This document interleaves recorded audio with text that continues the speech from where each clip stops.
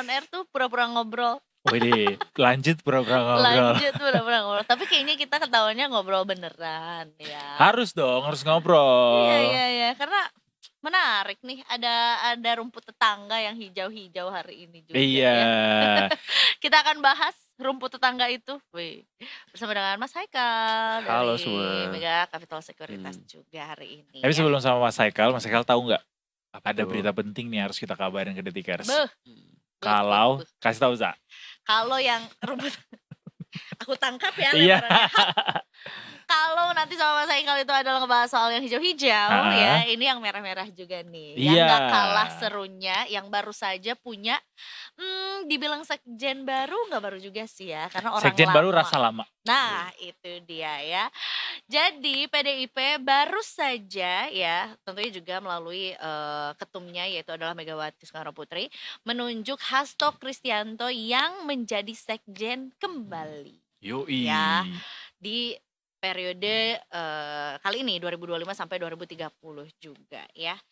Jadi ini juga disampaikan sama Ketua DPP PDIP Andreas Hugo Pareira pada saat dihubungi sama Detikcom juga di hari ini gitu. Jadi Bu Mega nggak rangkap jabatan lagi ya. Betul. Jadinya Pak Hasto. Dan ini akan kita elaborasi lebih jauh lagi besok Detikers, kita akan ngobrol barengan sama pengamat politik soal bagaimana langkah selanjutnya setelah Hasto kembali ditunjuk menjadi sekjen PDIP. Dan bahkan sebetulnya sudah dilantik.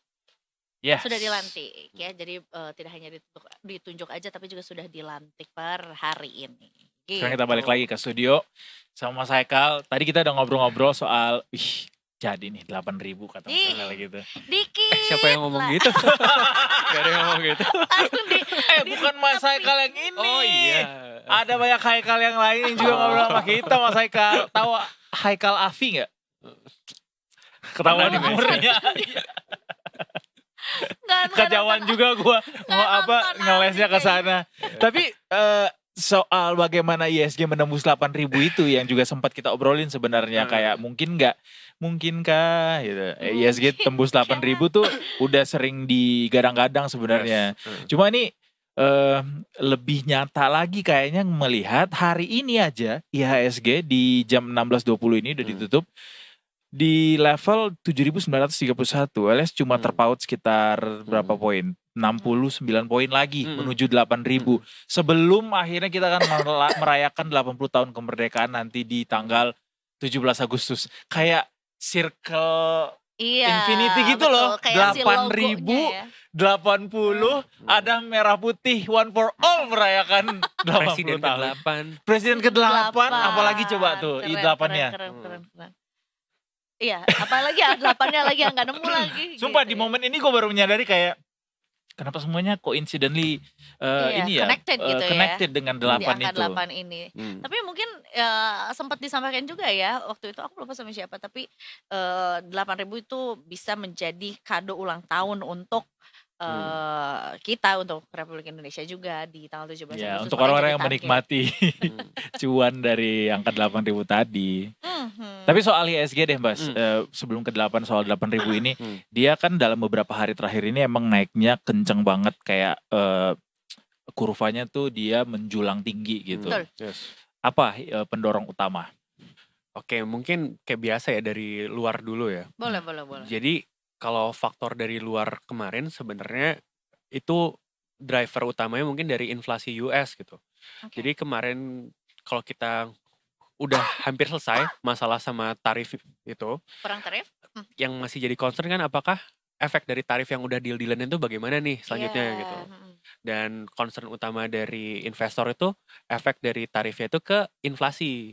Nah kemarin baru rilis tuh data CPI US yang ternyata headline inflasi US itu masih di bawah dibanding ekspektasi gitu. Dan juga tetapi sebenarnya core CPI-nya itu malah melebihi ekspektasi. Tapi market itu bereaksinya tetap positif. Karena apa? Karena kalau di breakdown per komponen, yang naik itu justru barang-barang jasa gitu. Bukan barang-barang yang sensitif terhadap tarif. Dan kalau saya coba cari tahu lagi kenapa sih barang-barang jasa naik, ternyata US kan sekarang lagi summer break ya. Dan yang komponen yang lumayan naik secara signifikan tuh kayak tiket pesawat, Oh. terus jasa medis dan hal-hal seperti itu yang orang-orang kalau misalnya nggak kerja kemungkinan banyak meng-spend di hal seperti itu. Jadi demand-nya tinggi sehingga naik tuh. Yes. Nah, kalau di barang-barang yang tarif sensitif seperti misalnya barang-barang manufaktur, terus juga mobil, baik mobil bekas mobil itu malah inflasinya itu masih terjaga. Jadinya investor ataupun market di US atau global pun beranggapan wah ternyata emang untuk bulan ini tuh belum kerasa nih efek dari tarif. Dan kemarin kan di bulan September si The Fed itu market tuh masih bingung nih kira-kira dia bakal rate cut atau enggak. Dan sekarang kalau kita ngelihat di World Interest Rate Probability udah hampir 100% kayaknya The Fed tuh September ini bakal melakukan rate cut gitu.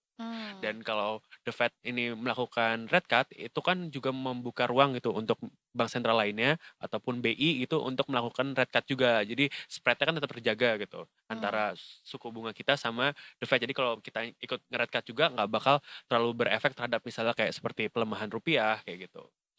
Itu faktor yang menjaga appetite investor dalam negeri masih cukup confidence masih gitu. cukup confidence, yes. Tapi kayak pendorong terbesarnya apakah itu juga atau justru memang gara-gara kemarin indeks MSCI?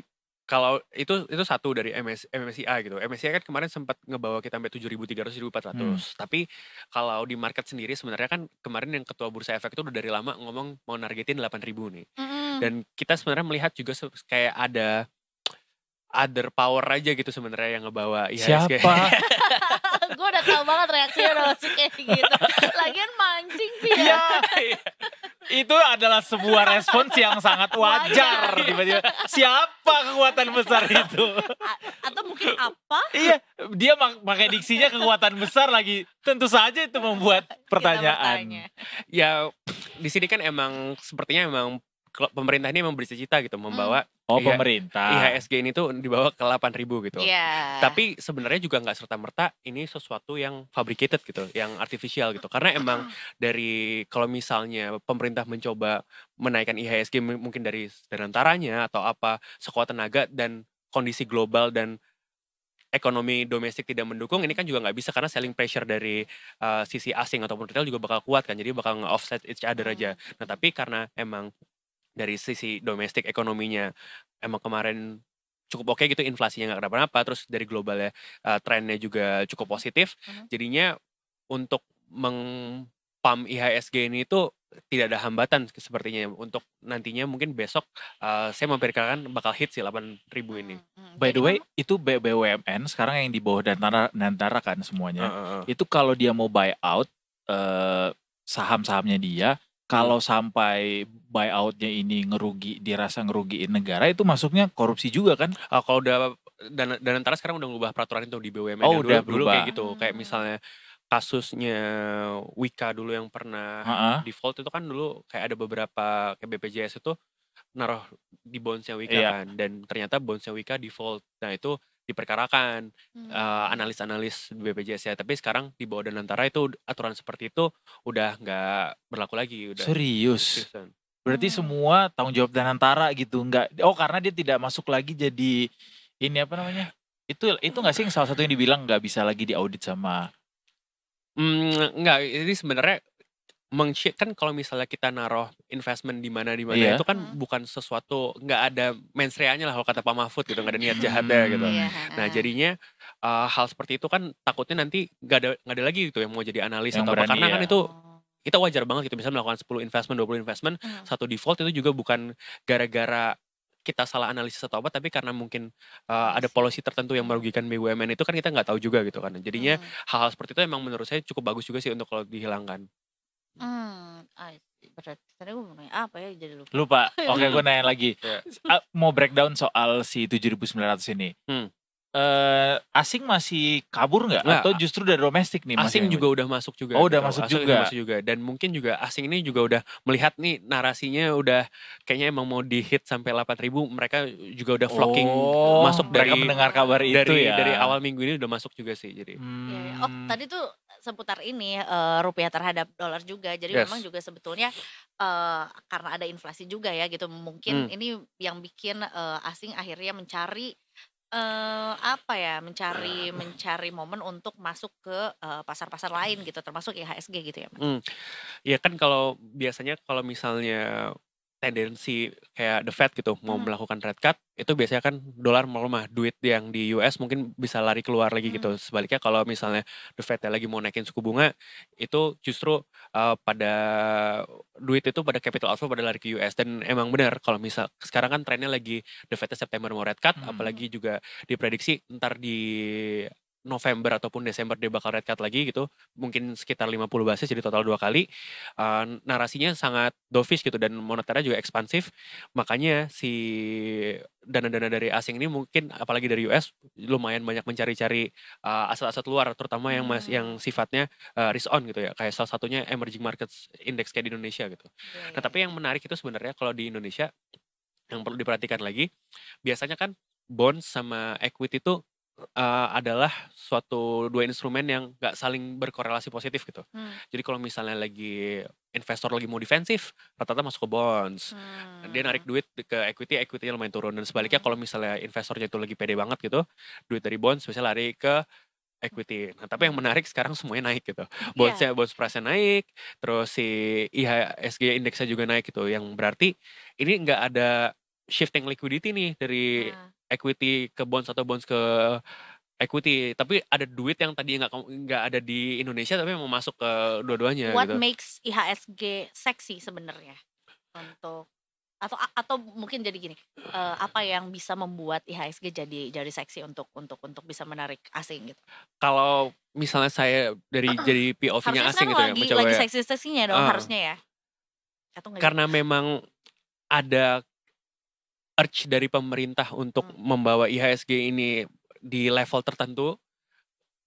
Saya ngeliatnya asing ini riding the wave aja gitu, kayak oh ini pemerintah mau hit 8.000, ya kita masuk di 7.300, 7.400 itu ya oke lah gitu, kita coba gitu beberapa. Ini gara-gara tadi udah mention soal Danantara juga, berarti kita sudah pindah ke domestik, pasar domestik yang mendongkrak menjadi menuju ke 8.000 apa Mas yang menarik? Kalau awal-awal kan sebenarnya untuk dari 6.000-an ke 7.000 itu saham-sahamnya PP kan yang kemarin masuk MSCI. Nah, akhir-akhir ini tuh yang nih Prajogo Pangestu ya guys PP-nya. Siapa tahu orang mikirnya PT PP atau Satpol PP atau apa nih? Oke. Nah, kalau sekarang ini banyak juga saham-saham BUMN sama Bank Himbara ini yang tadinya nggak diam-diam aja itu udah mulai naik lagi. Contoh kayak TLKM, terus juga walaupun banks hari ini nggak begitu naik secara signifikan ya, tapi sebelumnya kan bank-bank Himbara kayak Mandiri, BRI, BNI itu juga udah mulai mengalami kenaikan lagi gitu. Dan emang indeks itu kan weightingnya paling gede di big banks. Jadi kalau misalnya emang IHSG mau di hit ke 8.000, mau nggak mau emang big banksnya yang dihajar gitu. Nah kalau hari ini sebenarnya drivernya itu di saham-saham yang sebenarnya saya ngeliatnya bid offernya nggak gitu tebel.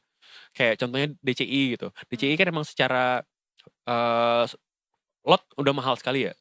Tapi bid offernya itu mungkin satu tik itu nggak nyampe 1 miliar gitu. Jadi untuk membawa itu saham naik itu nggak begitu mahal gitu.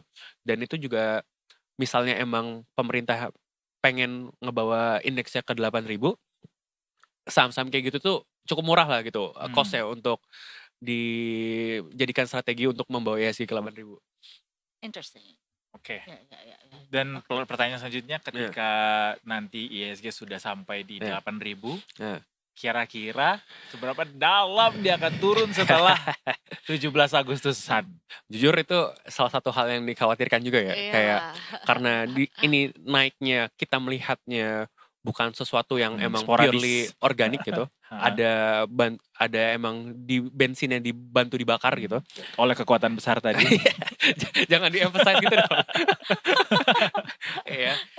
Nah, takutnya emang karena sebelumnya ditargetinnya di 17 Agustus, di pasca itu mulai ada aksi profit taking lagi gitu. Nah, kalau misalnya seberapa dalam sih, ya saya nggak bisa jawab sih seberapa dalam, ya tergantung apakah pemerintah mau melanjutkan misinya atau enggak gitu untuk menjadi semacam liquidity Momentum. provider lah gitu di indeks, ataupun emang kayak habis itu ya udahlah langsung laissez faire kayak Adam Smith aja market. Enak banget.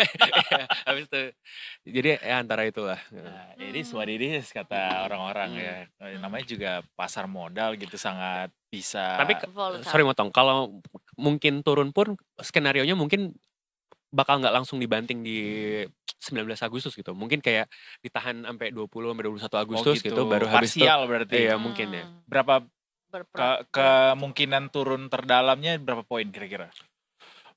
Ya 7.500 mungkin bisa Wih, sih, itu. lumayan. Tapi itu tuh paling dalam kan. Iya. 500 Dalam satu poin hari, cuy. iya. OJK langsung getar-getir.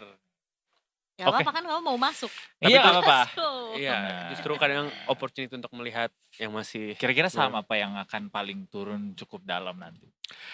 mungkin yang kemarin paling naik sih. Jadi, Hmm. ya itu. Ya ada beberapa banyak mungkin bisa di sort aja kali dari 1 minggu terakhir.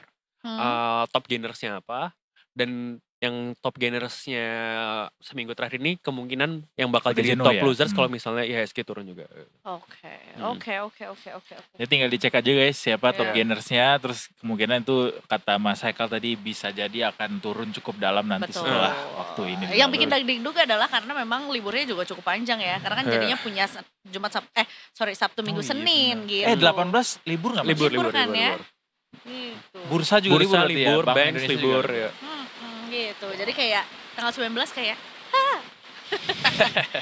ada kejutan Soalnya udah pada apa beli, maksudnya? butuh likuiditas tambahan lagi karena udah pada beli jajan ini diskon 17-an juga. Iya benar. Atau mungkin pada banyak flash sale untuk liburan akhir tahun.